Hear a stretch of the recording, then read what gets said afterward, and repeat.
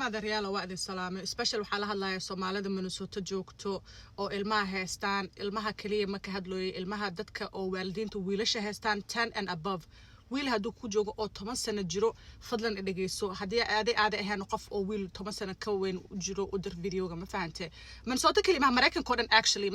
actually guys let me tell you something waxaan sheegayaa hadaa Soomaali tahay oo Mareykanka ku nooshahay madoowa tahay African American tahay sababtoo tahay category-ga dadka loo xisaabay Caucasian Asian whatever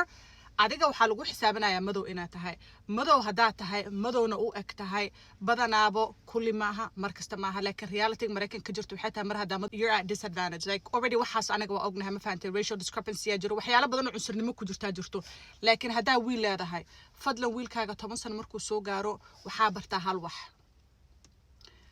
maxkamadaha waxa ka buuxo hadii waalidiintooda halkan wax ilmahooda bari lahaayeen dhibaatooyinka badan ma jir lahayn wiilba haduu ku jooga hal wax bar taasna waxay tahay you have the right to remain silent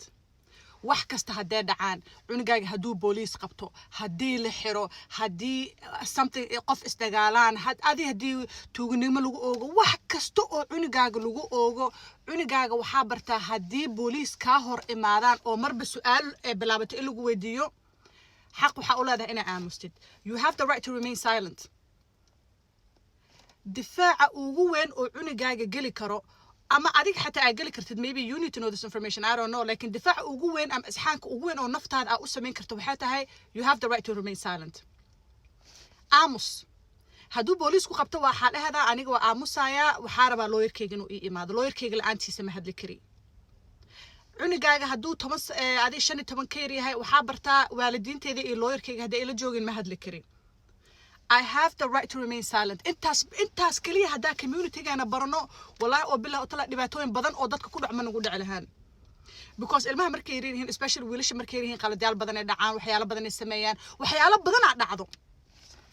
laakiin haduu cunugaaga og yahay I have the right to remain silent waxyaalo badan ka badbaadayo آمن